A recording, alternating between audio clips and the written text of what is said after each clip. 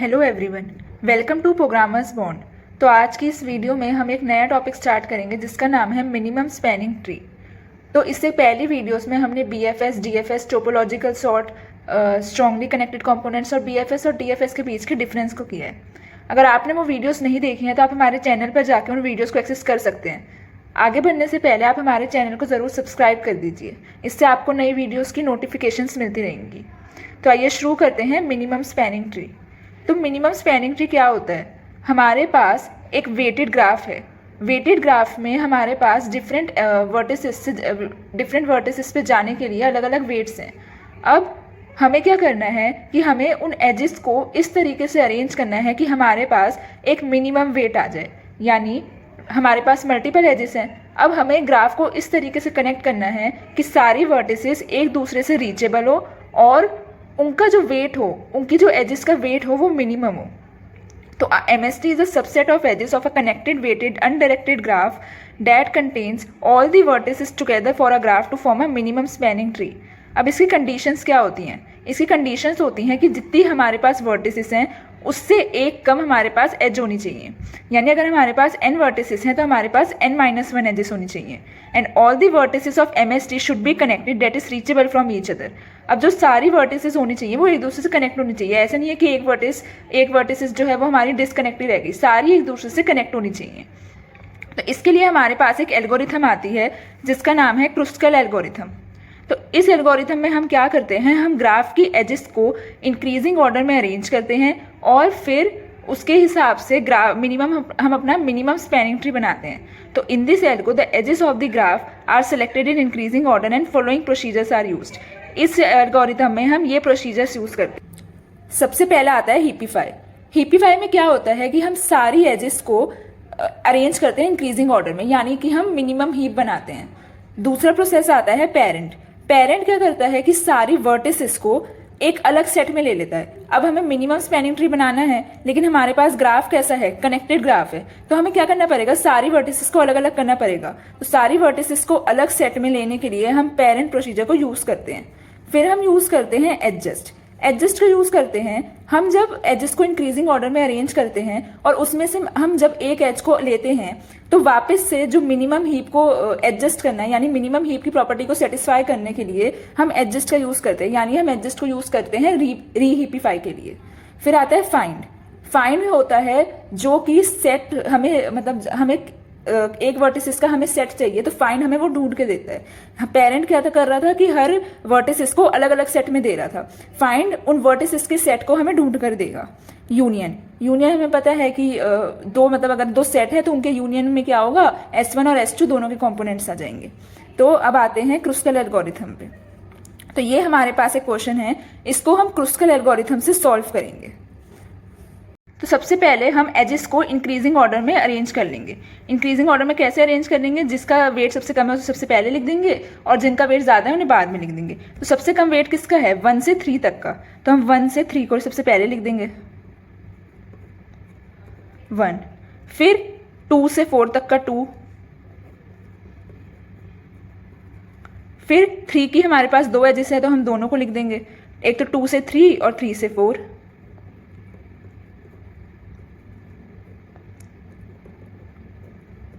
फिर 4 वाली को लिख देंगे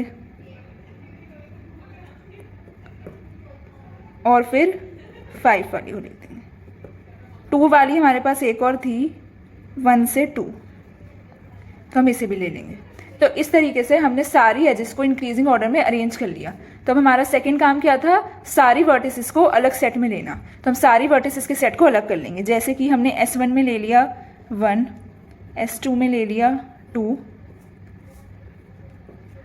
S3 में 3, S4 में 4 और S5 में 5। तो ये हमने किया पेरेंट की मदद से कि हमने सारी वर्टिसेस को अलग सेट में ले लिया। अब हम एक एक करके एजेस को लेंगे और उनको कनेक्ट करते जाएंगे। तो हम सबसे पहले लेंगे 1 और 3 को, क्योंकि सबसे कम डिस्टेंस इसका ही है। तो हम लेते हैं 1 और 3 को। अब 1 और 3 का सबसे कम वेट है तो हम इसको ले लेंगे। अब हम क्या करेंगे, इसका और इसका सेट ढूंढेंगे। तो इसका जो सेट होगा वो हम J में ढूंढ लेंगे और इसके लिए हम कौन सा प्रोसीजर करेंगे, फाइंड वाला। फाइंड क्या करता था, वर्टिसेस के सेट को रिटर्न करता था। तो फाइंड ऑफ 1 और के में फाइंड ऑफ 3। अब जे में क्या आ जाएगा S1, क्योंकि 1 का सेट है S1, और के में आ जाएगा S3। क्यों? क्योंकि 3 का सेट है S3। अब जे और के की वैल्यू इक्वल नहीं है। जब जे और के की वैल्यू इक्वल नहीं है तो हम क्या करेंगे, इन दोनों का यूनियन कर देंगे और 1 और 3 को जोड़ देंगे। मतलब अगर जे और के इक्वल नहीं है तो हम एक नया सेट लेंगे। हमने ले लिया S1 डैश, जिसमें हमने किया S1 यूनियन S3, और इसमें क्या आ गया 1 3, और हम क्या कर देंगे 1 और 3 को जोड़ देंगे, यानी 1 और 3 हम ले लेंगे। मिनिमम स्पैनिंग ट्री हम आखिर में बनाएंगे। अभी हम देख लेते हैं हमें कौन कौन सी एजेस को इनमें से लेना है। तो अब हम लेते हैं 1 और 2 को, जिसका डिस्टेंस है 2।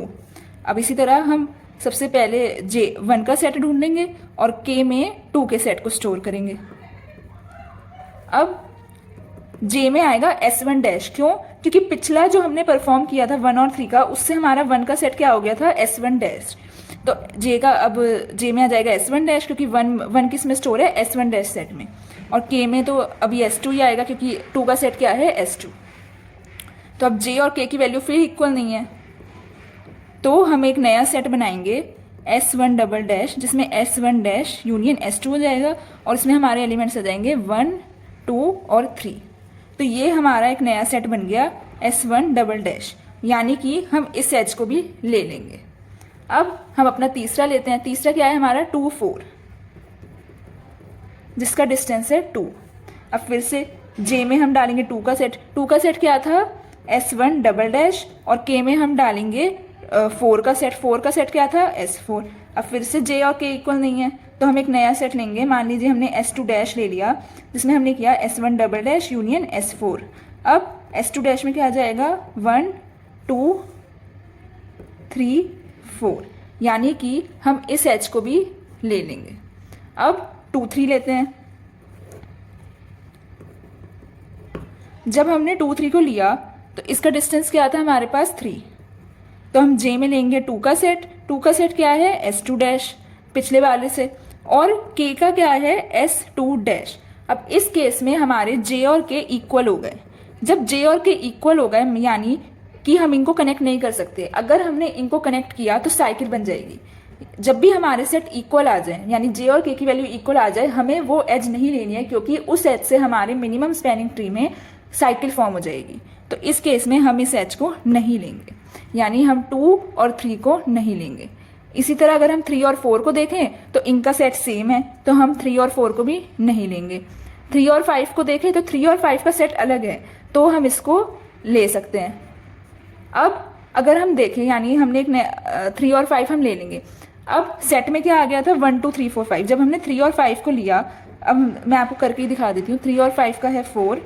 जे में क्या आ जाएगा 3 का सेट, यानी कि S2 डैश, और के में क्या आ जाएगा S5। इन दोनों का सेट अलग है, यानी जे नॉट इक्वल टू के, तो S2 डबल डैश आ जाएगा 1 2 3 4 5।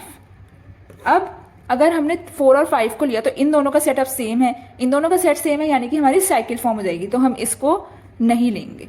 तो फाइनली हमने कौन कौन सी एजेस ली 1 3 2 4 1 2 और 3 5। अब हम अपना मिनिमम स्पैनिंग ट्री बनाते हैं इन्हीं एजेस की मदद से।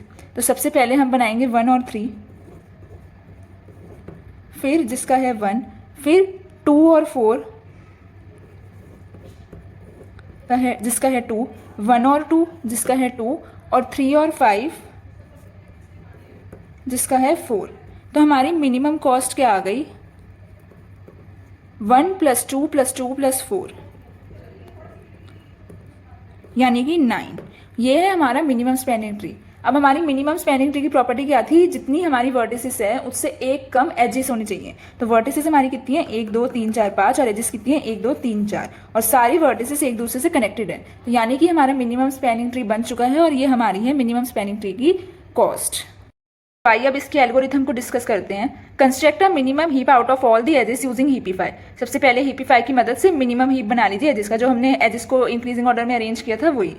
अब i = 1 to n, 1 to n, n यहाँ पे क्या है हमारी वर्टिसेस, n हमारी क्या है यहाँ पे वर्टिसेस।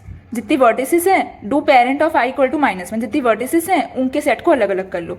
अब आई की वैल्यू हम 0 ले लेते हैं, मिनिमम कॉस्ट की वैल्यू 0 ले लेते हैं। अब हम अपना लूप चलाएंगे I is less than n-1 और जब तक हमारा हीप एम्प्टी नहीं हो जाता, ये दोनों कंडीशंस ट्रू होनी चाहिए। Delete minimum cost edge UV from graph and reheapify using adjust. जो हमारी मिनिमम कॉस्ट एज है उसे ले लो। जैसे हमने पिछले केस में हमारी जो मिनिमम कॉस्ट एज थी जो कि थी 1, तो हमने उसे ले लिया था और वापस से जो एजेस है उनको रीहीपिफाई कर दो। जे में हमने यू का सेट डाला था और के में हमने वी का सेट डाला था। अगर जे और के इक्वल नहीं है तो t i equal to i plus 1 और ये हमारा एक एरे है जिसमें हम MST की एजेस को स्टोर करेंगे। अब और मिनिमम कॉस्ट में मिनिमम कॉस्ट और जो कि हमने कॉस्ट यूवी जो था उसकी कॉस्ट को ऐड करते जाएंगे और यूनियन यानी दोनों के सेट को एक साथ कंबाइन कर देंगे। ये लूप चलेगा हमारा n-1 जितनी हमारी वर्टिसेस हैं उससे एक कम तक। अब अगर i is not equal to n-1 then return no minimum spanning tree possible. अगर हमारी i की वैल्यू n-1 की इक्वल नहीं है शुरू में ही तो हम रिटर्न करवा देंगे सीधा कि मिनिमम स्पैनिंग ट्री पॉसिबल ही नहीं है। एल्स अगर हमारा लूप पूरा हो चुका है तो हम मिनिमम कॉस्ट रिटर्न कर देंगे। तो ये थी हमारी क्रुस्कल एल्गोरिथम। इसकी अगर टाइम कॉम्प्लेक्सिटी देखें तो वो होती है order of e log v। तो ये थी हमारी क्रुस्कल एल्गोरिथम। आई होप आपको ये समझ आई होगी। अगर आपको कोई डाउट है तो आप हमारे कमेंट सेक्शन में पूछ सकते हैं। तो आगे की वीडियोस को देखने के लिए प्लीज़ इसे ज़रूर लाइक कीजिए और हमारे चैनल को भी ज़रूर सब्सक्राइब कीजिए। Thank you.